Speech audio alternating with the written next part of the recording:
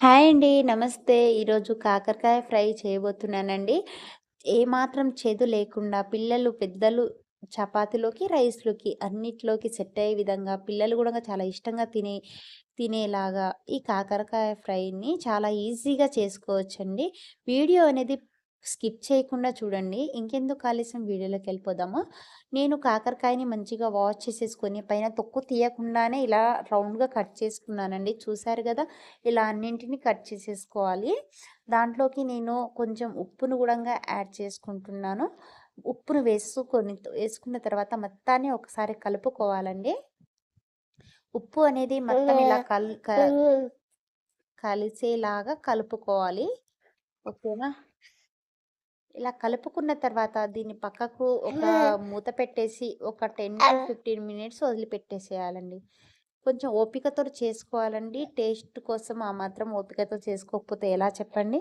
కొంచెం టైం పడుతుంది గానీ టేస్ట్ అమోఘంగా ఉంటుంది. ఒకసారి ఇలా ట్రై చేయండి. ఓకేనా? 10 మినిట్స్ అయిపోయిందండి. తర్వాత చూడండి దీన్ని మెత్తగా ఇట్లా చేత్తోని పిండుకోవాలండి. ఇలా మెత్తగా అదుముకుంటూ ఇట్లా చేత్తోని వీడియోలో చూపించిన విధంగా చేసుకోండి. ఓకేనా? ఇలా చేయడం ద్వారా ఉప్పు మనం ఆల్రెడీ వేసాం కాబట్టి దాంట్లో కాకరకాయలో ఉన్న వాటర్ అనేది బయటకొచ్చేస్తుంది. చూసారు గదా! ఇలా పిండడం వలన వాటర్ అనేది సెపరేట్ అయిపోతుంది. సో, ఇలా పిండేసుకొని పక్కకు పెట్టుకోవాలండి. వాటర్ అంతా పిం తీసేసి ఒక ప్లేట్‌లో తీసేసుకోండి. ఓకే. మొత్తాన్ని ఇలా తీసేసుకొని పక్కన పెట్టుకోవాలి. ఓకే. ఆ వాటర్ అనేది పడేసేయండి. దాంట్లో యాడ్ చేయాల్సిన అవసరం లేదు. చేదు గూడంగా ఎళ్ళిపోతుంది. చాలా బావుంటుందండి. ఒకసారి ట్రై చేయండి ప్లీజ్. లైక్ చేయండి, సబ్స్క్రైబ్ చేసుకోండి. ఓకే. ఫ్రెండ్స్ అండ్ ఫ్యామిలీస్‌కి షేర్ చేయండి. ఓకే. నెక్స్ట్ ఒక కడాయి పెట్టుకుంటున్నాను. హీట్ అయ్యాక దాంట్లో కొంచెం ఆయిల్ ఎక్కువగానే వేసుకోవాలండి. ఫ్రై కదా! కొంచెం ఆయిల్ అనేది ఎక్కువగా వేసేసుకొని తాలింపు గింజలన్నీ వేసేసుకొని చిటపటలాడాక దీంట్లోకి ఒక్క చిన్న ఉల్లిపాయని ఏసుకుంటున్నానండి. మీరు వద్దనుకుంటే స్కిప్ చేసేయొచ్చు. నేను ఈ చిన్న ఉల్లిపాయని వేసుకుంటున్నాను సన్నగా తరిగేసి. తర్వాత దాంట్లోకి కరివేపాకుని కొంచెం ఎక్కువగానే వేసుకుంటున్నానండి. ఫ్లేవర్ బావుంటుంది.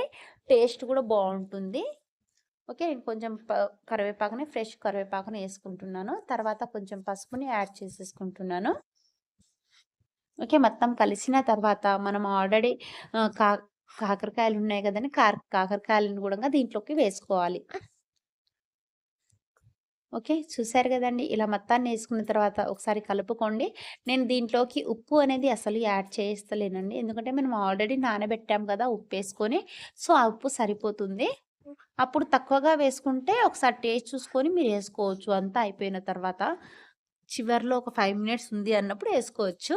మొత్తాన్ని కలుపుకున్న తర్వాత 5 మినిట్స్ ఇట్లా మూత పెట్టేసుకొని కుక్ చేసేసుకోండి. చూసారు కదా! కొంచెం కొంచెం వేగుతున్నాయి గదా! నేను మీడియం ఫ్లేమ్‌లో ఉంచుకొని చేసుకుంటున్నానండి. హ్మ్. మీ మీరు గూడా అలాగే చేసుకోండి. కొంచెం ఓపికతో చేసుకోండి.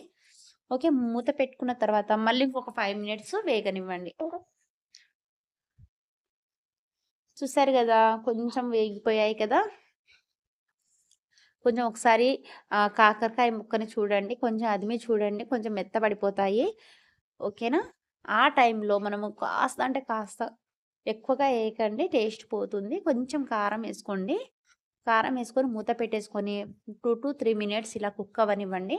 ఫ్రై అవ్వనివ్వండి. చూసారు గదా! రెడీ అయిపోయిందండి కాకరకాయ ఫ్రై.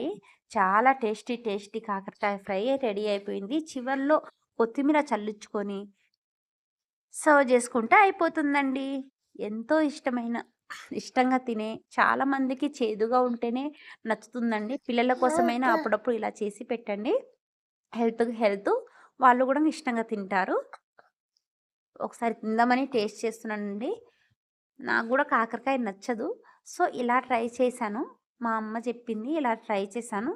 టేస్ట్ మాత్రం అమోఘంగా ఉంది. చికెన్, మటన్ దాంట్ల కంటే గుణంగా ఇది ఉంటే చాలు వేడి వేడి అన్నంలో అనుకోని చూపిస్తున్నానండి. ప్లీజ్ లైక్ చేయండి, షేర్ చేయండి, సబ్స్క్రైబ్ చేసుకోవడం మాత్రం మర్చిపోకండి. Thank you for watching.